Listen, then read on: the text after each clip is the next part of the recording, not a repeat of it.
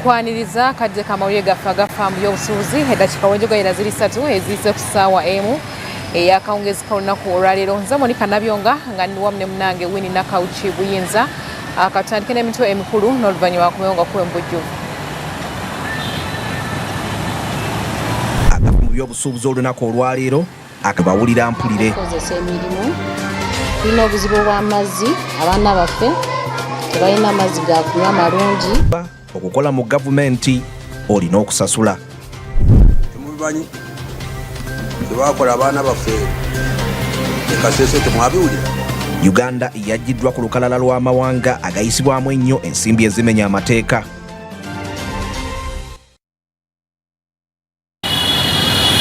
Kale katandikireko mu bizinga eby'ebuvuma olunaku olwaleero mawulire gaffe agafa mu by'obusuubuzi mu bujjuvu.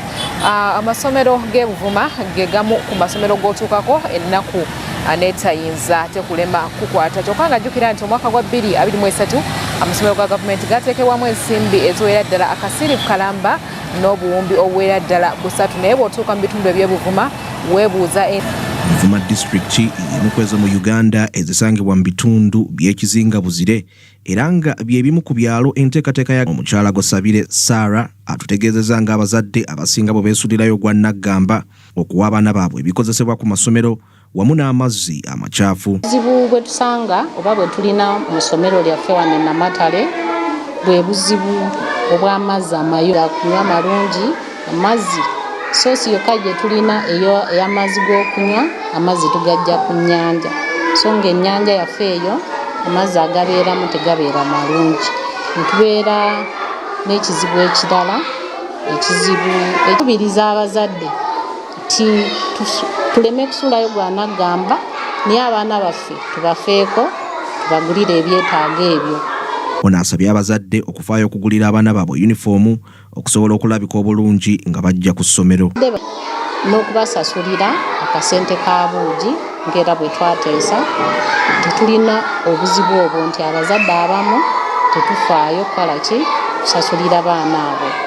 N'obuzibu obulala nja kwogera ku ebibiina byaffe abaana baffe nabo basome ng'abaana abalala bwe basoma obulungi. Ono agenze ne mu maaso n'asaba ne gavumenti esobole okwongeza ku percentage gy'ewa abasomesa ba gavumenti. Topinga ku musaala gw'abasomesa abali ku island ka percentage ako nsaba gavumenti ekongereko n'omusaala nga bulijjo bwegenze ng'esuubiza nti egenda twongera.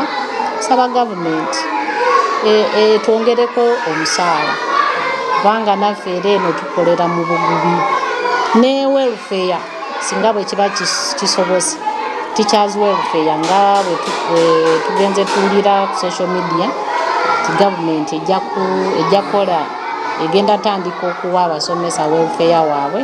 Usanga ng'abasawo nabo bwe babawa allowances nti oba housing allowance, lunch allowance. Embeera y'ebibiina abaana bwe basomera eka by'amaziga wamu n'embeera gye bawangaliramu tulina matono kuba ogenda okwesanga nti eruumu emu esulwamu abasomesa 3. So tukubira gavumenti okutuwaayo okutwongerayoko amayumba g'abasomesa n'okutwongerayoko n'abasomesa abalala nga bwe biri mu mbeera embi ennyo n'obuyumba bwe bakyamiramu wamu n'entebe ze batuulako. Kale ate bwe tweyongerayo mawulire gaffe agafa mu by'obusuubuzi akawungezi ka leero kitegerekese nti newankubadde nga eggwanga Uganda litubidde ku bibalo okuva Ministry ya Finance ate nno kitegerekese nti eggwanga liyina okwongera okwewola omusimbi omuyitirivu olwo nno basooke batuuke ku nkulaakulana.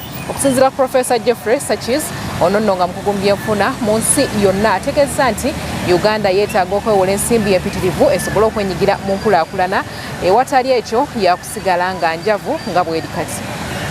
Kino kijjidde mu kaseera ng'abamu ku bakugu mu byenfuna mu kitundu kino babadde bakuba gavumenti olw'ebigambibwa nti eggwanga lirina omugogo gw'amabanja nabbanja mu yoofiisi ya Ssaabaminisita.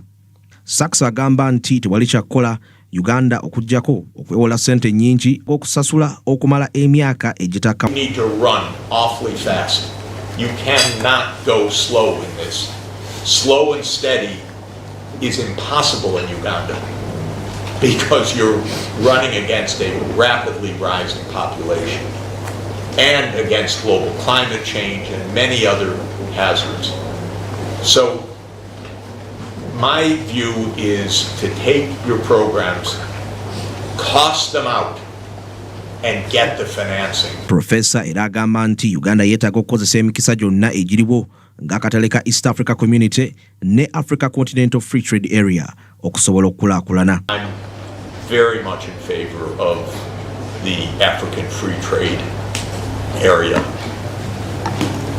My basic thought, very simple, is that there are 3 regions of the world that have 1.4 billion people today: India, China, and Africa. But because of Africa's history and legacy of colonialism, Africa is 55 countries, and the others are 1 country. So the others have a huge advantage on national cooperation, coordination, infrastructure, scale of the home market, and so on. Africa does not. It's divided into 55 countries. If it were 1 country, okozesa obumanyirivu bwa Professor Sachs okugikulaakulanya. And I told them, Sachs says we borrow as much as we can, as long as these loans are long term, and as long as the money is put to the good use, and as long as, because he says in 30 years Uganda will be a developed country, and we shall be stimulated. That means we shall be getting taxes, getting what, and paying will be very easy. So he's here. He said, I told them, for me, I'm convinced. And then he said, how here to hearing from you on how Uganda can cooperate with your lab in Colombia. Thank you. To build the synergy. Koluno eranga bagumiza obwetaavu obw'okukola singa eggwanga lirina okutuukiriza ebigendererwa ebyenkulaakulana ey'olubeerera. The country, however, is dealing with significant development challenges as far as structural transformation agenda is concerned. And these include low productivity in agriculture, which accounts for a substantial share of GDP, averaging at 24% in the past 3 years. 2, rising unemployment rates from 10% in financial 2016-17 at 12% in financial 2020-21. 3, inadequate savings to match investment levels. The share of savings in GDP stands at 19.0%, which is below the level of national savings required for rapid and sustainable economic growth to take off. Ramadhan Gobi, omuwandiisi w'enkalakkalira mu Ministry y'ebyensimbi, pulaani n'enkulaakulana y'ebyenfuna era omuwandiisi w'eggwanika, agamba nti Uganda eddukanya bulungi ebbanja lyayo era yasanyuse okukimanya nti Professor Sachs awa amagezi okwewola okusingawo eri Uganda. I'm hearing that you are allowing me to borrow more money. I think you are the first one to say that. Most of those I interact with, they say, please slow down on the borrowing. Where you are right, of course, it's about the type of money that you borrow and for what purpose. Here in Uganda, our debt is quite well structured. Most of the money is gone.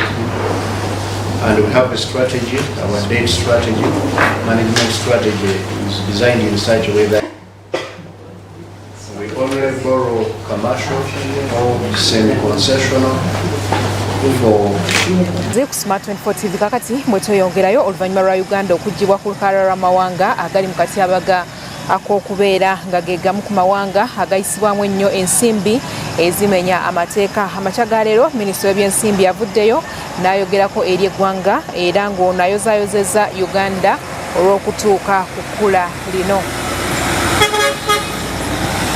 Okufuna omulimu gwa gavumenti mu disitulikiti y'e Namisindwa olina okuteekamu ensimbi mpitirivu nga kw'otadde n'essaala kubanga abamu bamaliriza emirimu tebagifunye.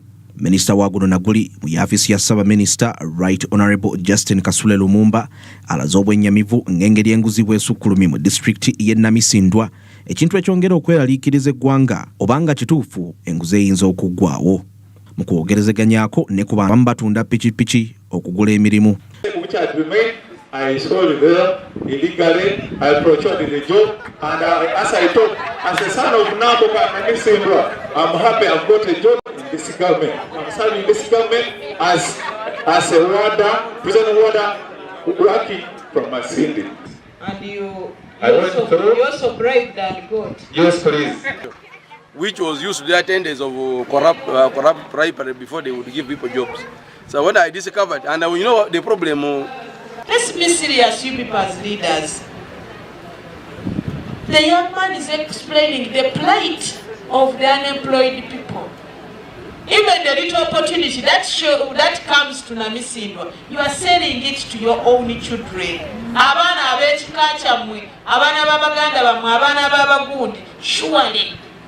Olumalanga mugamba, decentralization is not performing. There is no allowance. There is no what? Abatula ku District Service Commission temubawa allowance. How do you call for meetings that wali allowance? Lifiirwa ensimbi obusiriivu 9 n'obuwumbi 140 buli mwaka okusinziira kwa alipoota eyafulumizibwa mu mwaka gwa 2021 mu yafisi ya kaliisoliiso wa gavumenti.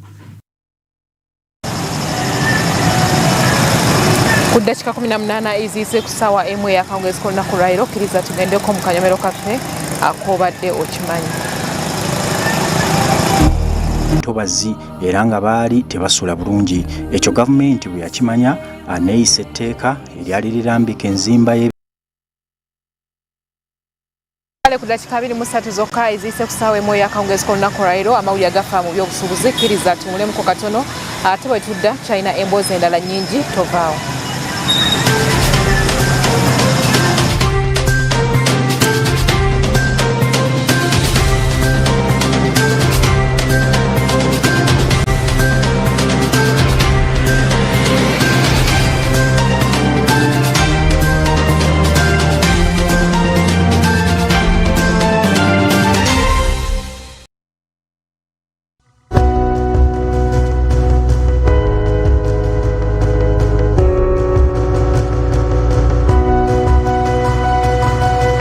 Smart 24, driving business. These holidays, you don't need to go far to find the best entertainment. Have I got a surprise for you? All you need to do is stay connected to DSTV. I'm so excited. Pick your moment of fun and share it with your family. Oh, that's gorgeous, yeah. Overpowering. Pass the keeper! Jude Bellingham! Pick the best stories and share them with your friends. Max Verstappen wins! Pick your moment to shine with the world's hottest stars. Juventus get their goal! Alert! Because it's your moment to hang out with the characters you love. That's exactly what I do. Whether you're at home or on the move, make it a holiday to remember. This is the final round. Ain't gonna stop me now. Because these holidays, it's your moment to enjoy the best entertainment. So get and stay connected to DSTV to enjoy every moment. Whoa.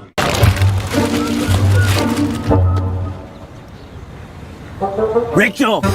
Rich! The Queen Cobra, the password of the money, the original no spare parts, the 11th commandment, the question and the answer. Osmosis. I know you want money, but I'm also broke. Ah, no. Money is not an object. These days, Momo sorts me out anytime. In fact, my sister, let me also sort you out. Really? I've just sent you instructions on how to get a loan on Momo. I'm here for you.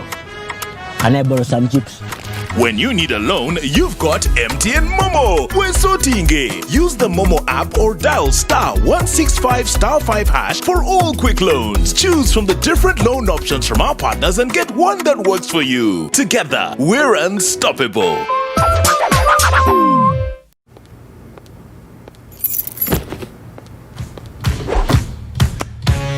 The cavalry has arrived. Alpha team, we are in position and we are go for extraction.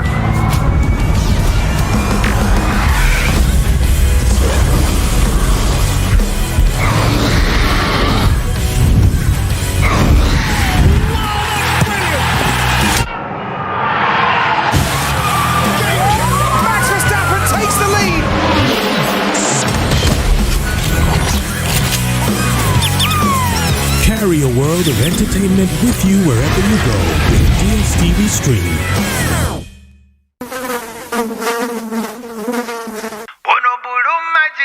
Blue magic is my choice. Blue magic,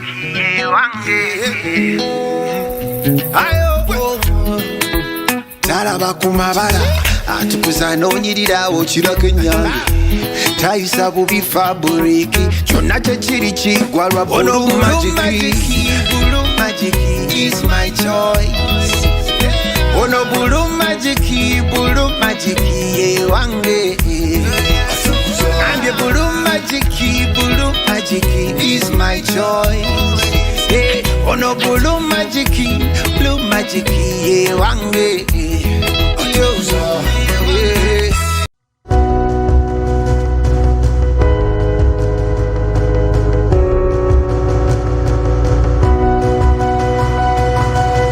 Smart 24, driving business.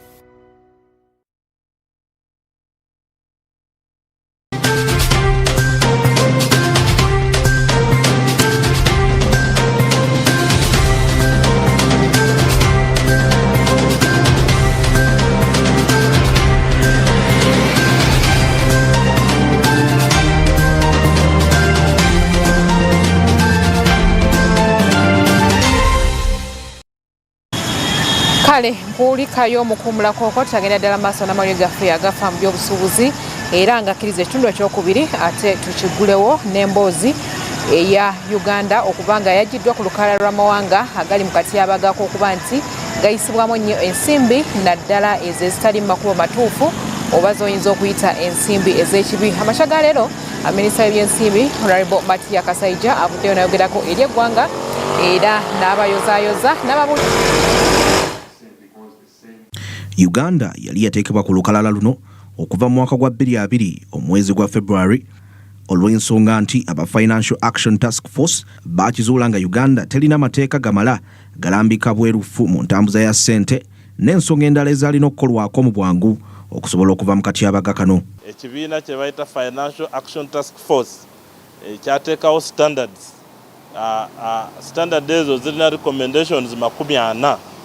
Kati kwezo recommendation 40 buli country erina okumakinga sure nti meeting standard eyo eyokutegeeza nti ensi yaayo eri secure nga ba criminals tebasobola kukozesa systems ze country eyo okubanga bakozesa sente ez'ekyo. Waliwo ebintu bye balaba nga si bituufu nga tulina okubitereeza ebirala nga biba ku mateeka ge tulina nga mulimu gaps nti nga ekyo kye mubadde mubuuza beneficial ownership ng'etteeka eggwanga lyonna eriteekebwa ku lukalala luno kiriba lyolekedde singa basuulirayo ogwa Naggamba.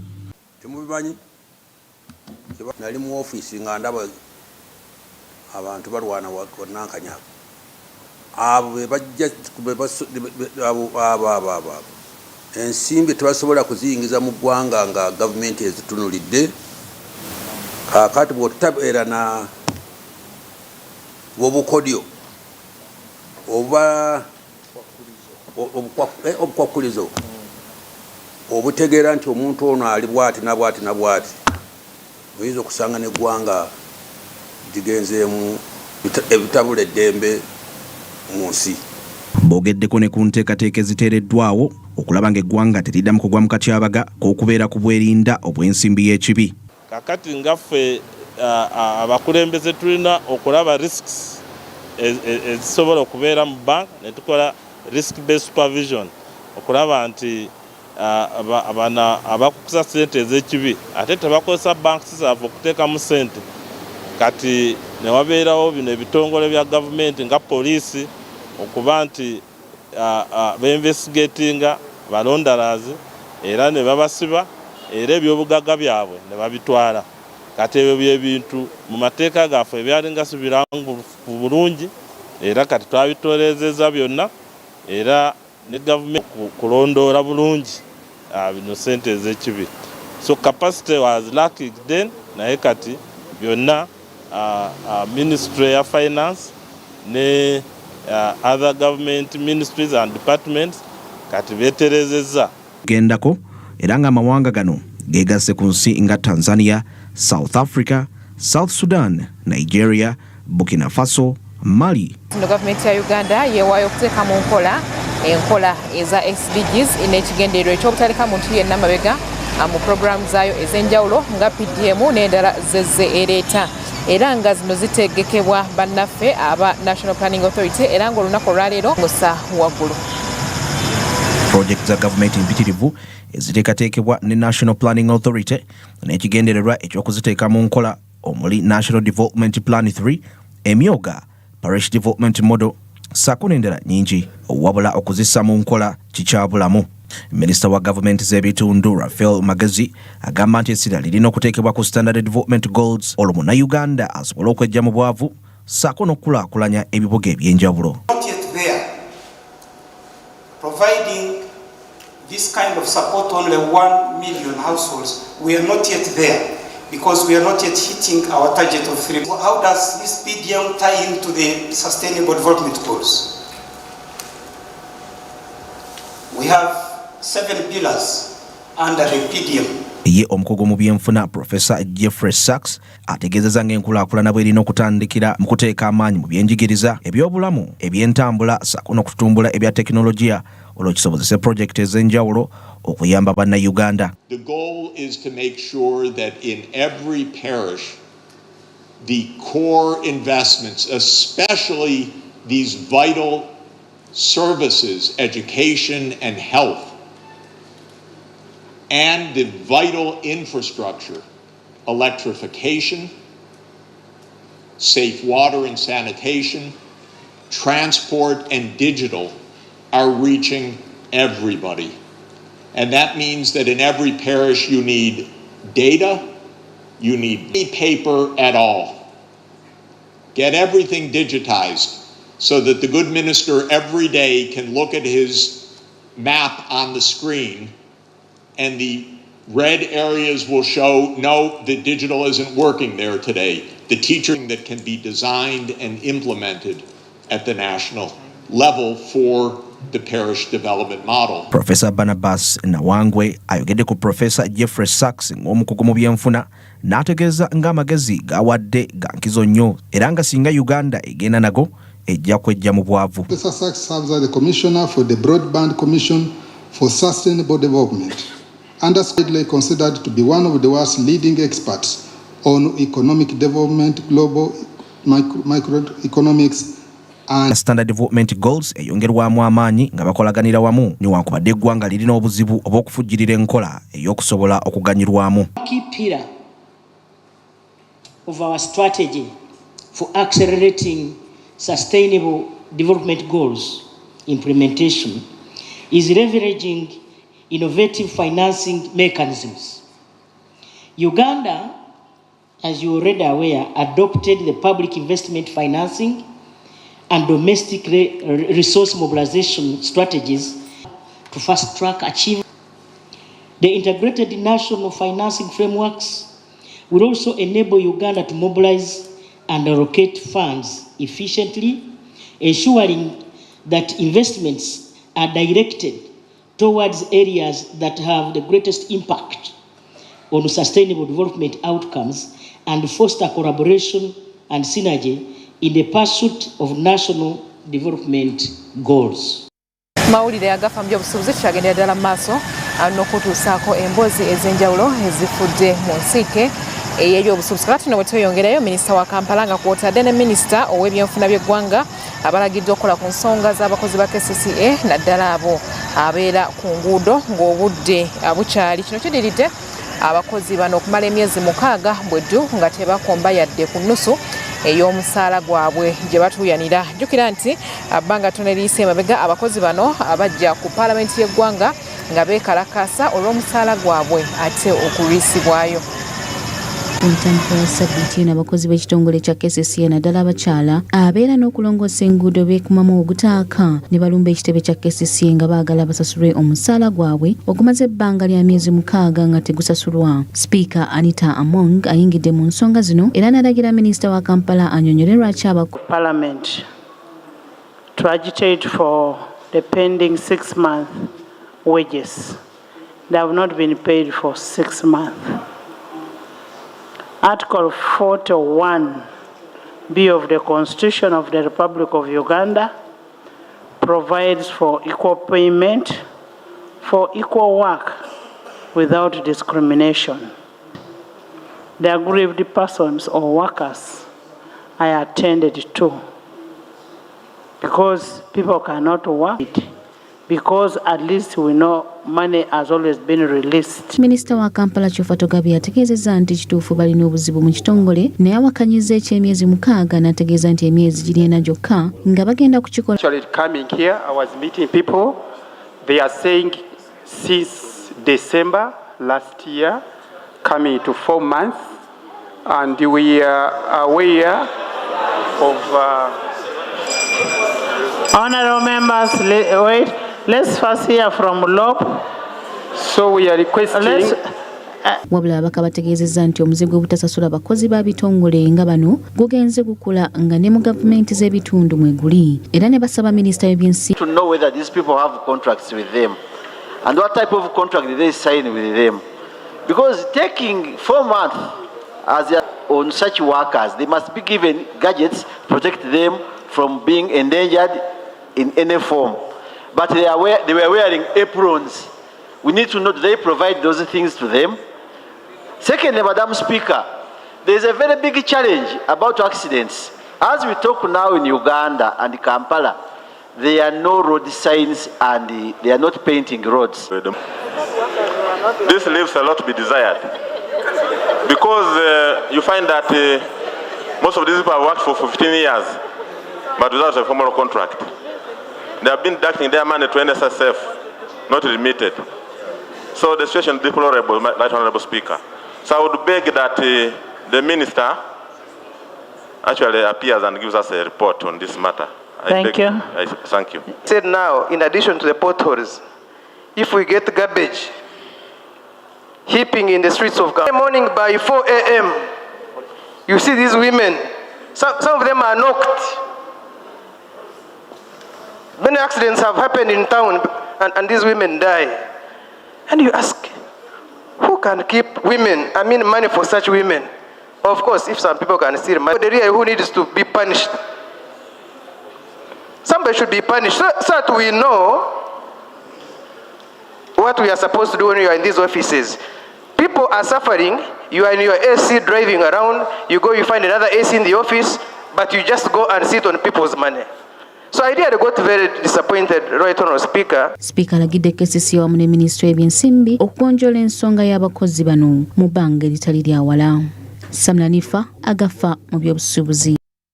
Kakati ate nga twengeddeyo n'Agafa mu by'obusuubuzi oluvannyuma lw'abakungu ba gavumenti abamu okubeera nti banyoomola ebiragiro eby'oku nguudo naddala abo abavuga emmotoka eza gavumenti. Paalamenti evuddeyo aneeragira minisita avunaanyizibwa ku by'enguudo okuleeta alipoota ku baani abakkirizibwa okubeera nti poliisi ebasagulira ekkubo ate awamu n'okubeera nga bakozesa obugombe obw'oku nguudo. Paalamenti etegeezezza nti bano basinziira olw'okuba nti balina emmotoka eza gavumenti ne bayisa obubi abantu abamu ne babatuusaako n'obuvune. Samla Hanifa alina ebisingawo. Bw'abadde ayogerako eri Paalamenti omukubiriza w'olukiiko lw'eggwanga Anita Mong avumiridde ekikolwa ekyakoleddwa ddereeva wa LC5 w'e Kagadi eyatomedde abantu ababadde beekalakaasa olw'oluguudo lwabwe okubeera olubi okukkakana ng'omuntu omu afudde. Sipiika alagidde ab'ebyobuyinza okukwata ddereeva ono asasulire kye yakoze. This afternoon I was actually on social media. Much as I don't believe so much on social media because they only want to destroy people. But I was watching and I saw what happened in Kagadi. How a government car ran over a person, people who were demonstrating over the bad roads. In fact, these people had a peaceful demonstration. Then of a person, I don't know, unfortunate. That kind of impunity should not continue in this country. Because an accident is something that we can avoid. It's not like a gun. People, and I want to call upon the lawmakers to make sure that these people are brought to book. Mu ngeri emu Sipiika era alagidde Minisitule y'Ebyenguudo okuleeta alipoota erambika bulungi baani abaweebwa olukusa okukozesa obugombe ku makubo kuba bakizudde nti abakozi ba gavumenti bangi bakozesa omukisa guno okumenya amateeka g'oku nguudo. Category of people does the Ministry of Internal Affairs give sirens, have a right of way, because that's one of the reasons that even cause accidents. So we need to know all that. Bo ababaka bategeezezza nti poliisi y'okukuba oluusi etya okukwata abantu bano olw'okubeera mu mamotoka ga gavumenti nga tebe bakyasinze okumenya amateeka g'oku nguudo. Bano bagamba nti amateeka malambulukufu bulungi wabula butaba na mpisa mu ggwanga busukkiridde nga directives, and they had actually started arresting people that had vehicles with sirens. And I recall it was everywhere, and people began removing sirens from their cars. The issue is not that people don't. Lord Speaker, the issue is impunity. And as a country, if we don't address the issue of impunity, the guidelines will be issued. Because who are these people pushing people off the road? You find somebody out. Maybe. Ye Minisita omubeezi w'ebyenguudo ategeezezza Palamenti nti bali mu kutegeka alipoota ennambulukufu ku mbeera y'enguudo mu. To give us a bit of time so that the Right Honourable Prime Minister puts us together with the Minister of Finance. The truth, honourable colleagues, is that at the risk of preempting what will be in the report, when I come here and present the status, I will be doing more like lamentation. But the tragedy is that money is not coming through to the sector for road maintenance. So that's why we thought, being a family, we first have the Prime Minister to harmonize us. Then I come here and make a presentation that gives hope to the colleagues. But coming to Kagadi in particular, it's very unfortunate that the situation of roads in that part of the country is just like it is in Kigesi, it's just like it is in other parts of the country. Samlanifa. Olwaleero. Agafa mu by'obusuubuzi olunaku olwaleero akasiriivu kamu n'obuwumbi 3 ze zaateekebwa mu masomero ga gavumenti. Gakunywa amalungi.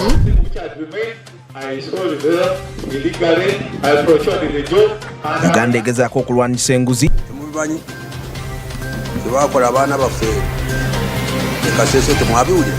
Uganda yaggiddwa ku lukalala lw'amawanga agayisibwamu ennyo ensimbi ezimenya amateeka.